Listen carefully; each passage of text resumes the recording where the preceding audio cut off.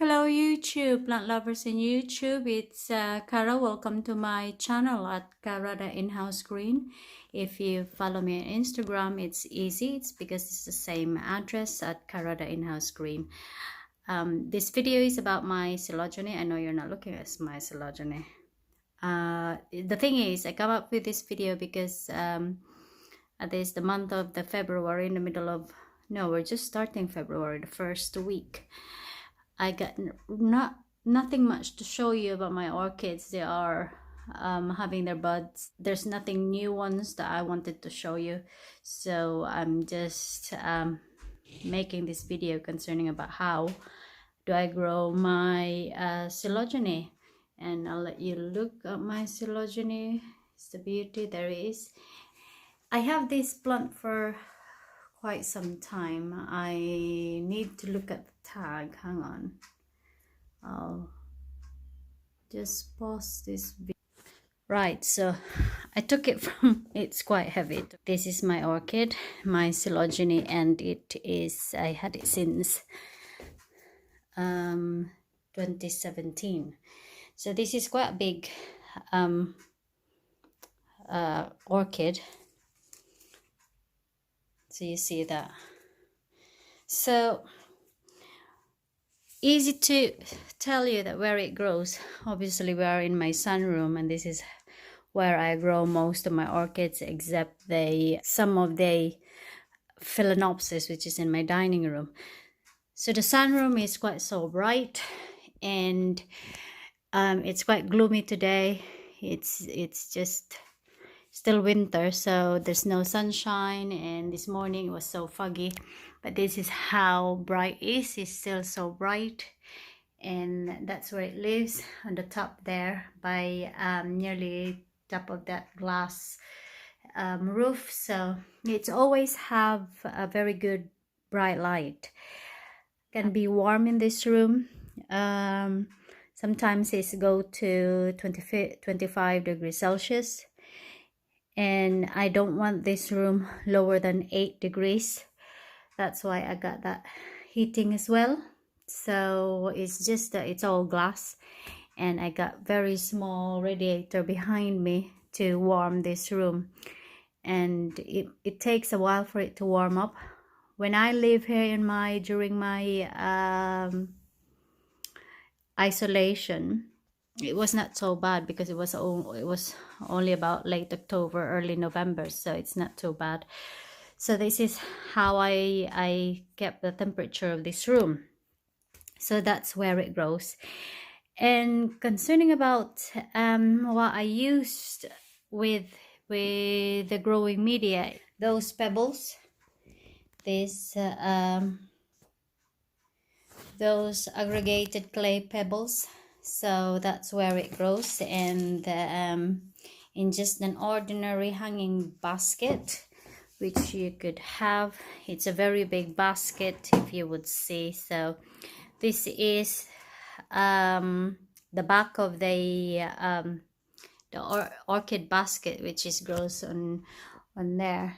That's the back area of where it's growing, and those is the front. So I think maybe that's why. So this is where it grows, and that's on aggregated clay pebbles.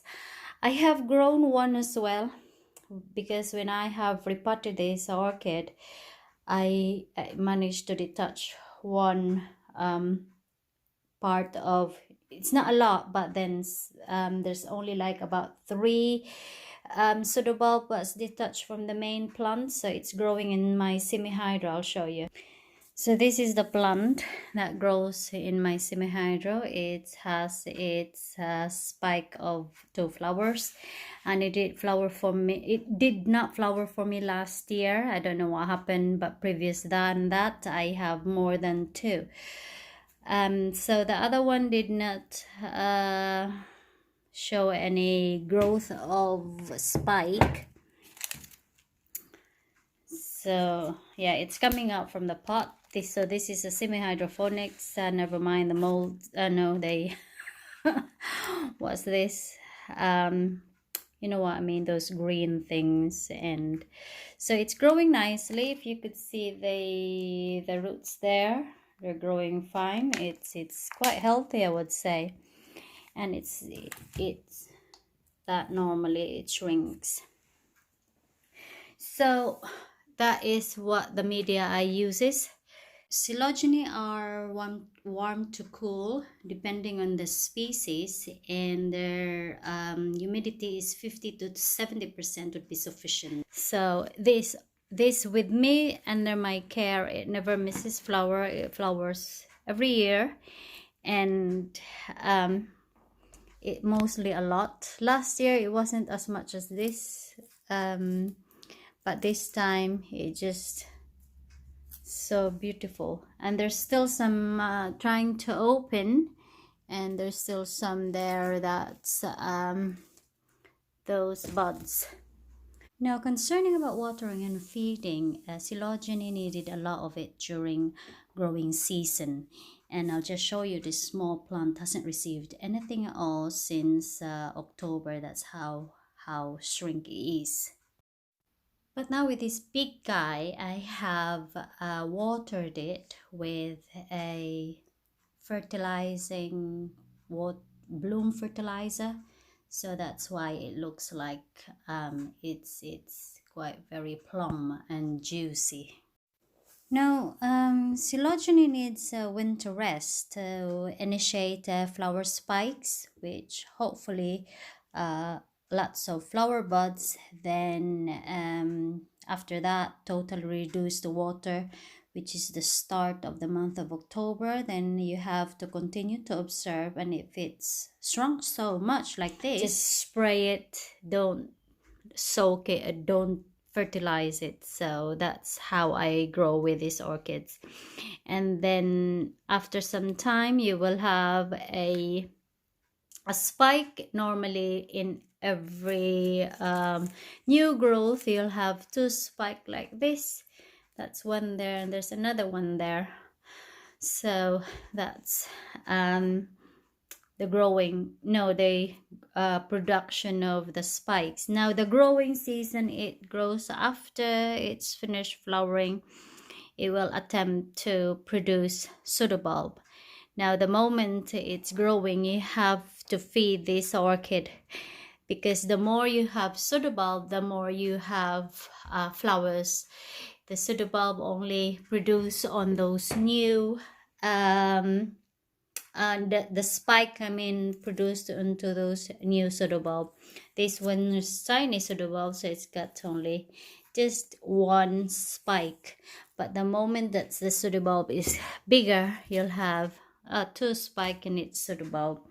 So you have to feed it, but not to the extent that you split the pseudobulb. So you have to be very careful about about watering this, because if you overdo it too much, it goes split. The pseudobulb will split. I'll just show you the coelogyne that I have. That this one I never managed to break any of the pseudobulb in there. I'm just quite very careful with that one. But with this orchid, it's because I think it's because it's not in semi-hydro. It is growing in aggregated pebbles, but in semi-hydro you have to be very careful, because the water, you got a water reservoir at the bottom of the your pot. So you have to be very careful, because it happened to me with the coelogyne nitida, and look at that split over the pseudobulb. So we don't want that, because that would be an entry to an infection of your plant. It's like an open wound, and bacteria could get in. So when you water it, especially. So fertilizing, I fertilize it with my I've shown you my fertilizer. So this is my fertilizer, which I normally use. This is Orchid Focus.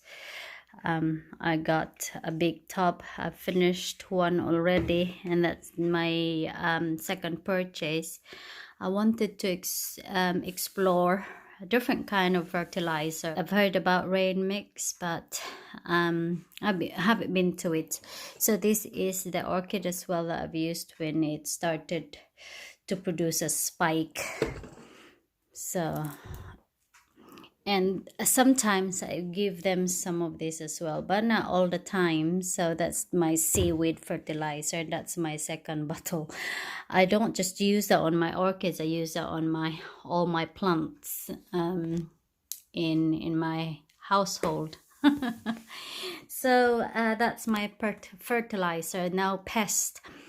I have mentioned it to you in my previous videos as well, that I did have an infestation of thrips, which is come out from outside, and sometimes thrips goes with you when you go out, and you know there's a lot of bushes and things. I do take my kids to school one time, and when it still don't have this pandemic, and I could see them with their uniform, the white uniform, the specks of black things, and then I realized that it's thrips, and it's starting moving. Sometimes it nips you, thrips, so they're very bad.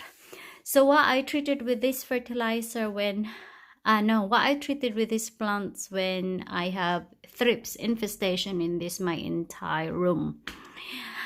And what I did is I used the neem oil. Now I'll have to tell you the other side of neem oil with this COELOGYNE cristata. It doesn't go along with it. My neem oil is I'm very careful with how I use it. And I use it with a salt, no, not salt, with soap, with just the normal soap that we have in here. So, and when that happened, this COELOGYNE wasn't really infested with thrips, but because of I got infestation of my entire room, so I did this prevention method. So I spray them, and what happened was it dropped all the leaves. Yeah, so you have to be very careful with how you treat your COELOGYNE with a neem oil. So you have to be very careful. It drops all the leaves. Have you seen those? Those bulbs, you get no leaves. So it dropped them. It was wicked. I was just so shocked, and I was a bit so worried. So those leaves now that's when my new growth. So that's what happens. So careful with treatment of your neem oil. Now I have shifted from neem oil. Because of that things happen, and it not just from COELOGYNE. It can be very strong with my other house plants, especially thin leaves. This is not even quite thin leaves, but yeah, neem oil is not agreeable with thin leaves plants in general, as for my experience. So I have different kind of pest control. Hang on, I'll get it.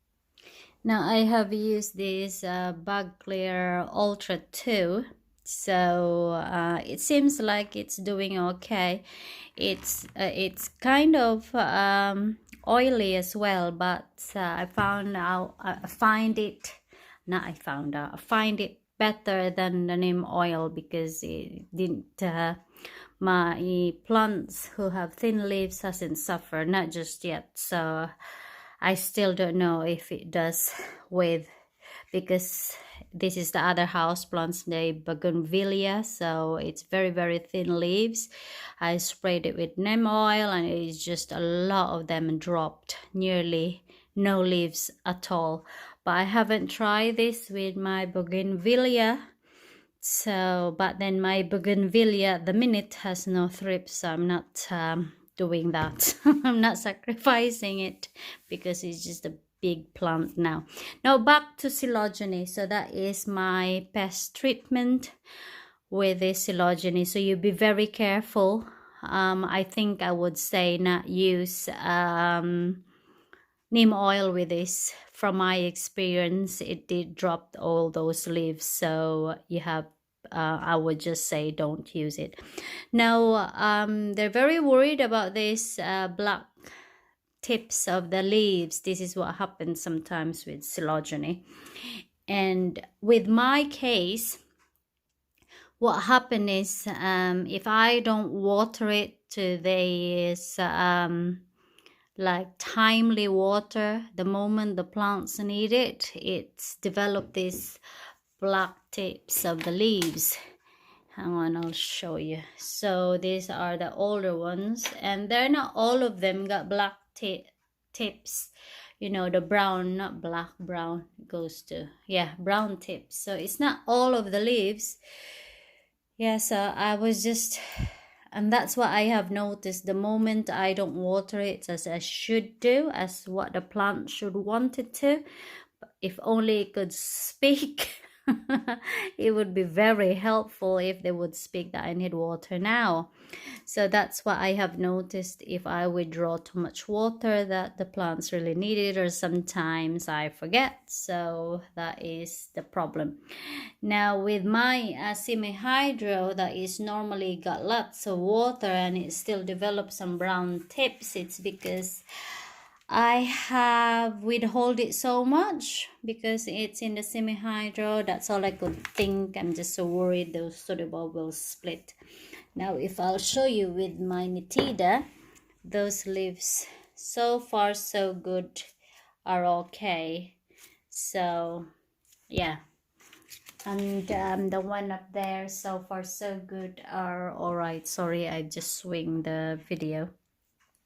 So I think that's all about my coelogyne. My video is now a bit too long. I find it very nice, even though if there's no flowers, I find it suitable, very good to look at. And it's now trying to come out from the pots. So I am looking for a bigger pot, but this is the biggest pot that I could find with a plastic one. So I don't know. So if anybody would suggest, I know some of you don't comment, but if one of you would ever comment, so where I could find a bigger pot. This is the biggest one. It's in the shop. Hang on, I'll measure it. So here we go with my. It's about 24 centimeters in diameter, about 24-25. So yeah, so if there is more bigger, or about 30 centimeter in diameter, that would be very good. It's 1 foot. I would be very happy if you could share me where you could find a bigger pot for this plant. It is I would say easy to grow under my care. So if you know, try it if you if you find them. So I think that's it, and thank you very much for watching. I hope you do keep safe, and you know, share your love with plants, and to your family. Keep safe, everyone. Goodbye. God bless. Bye.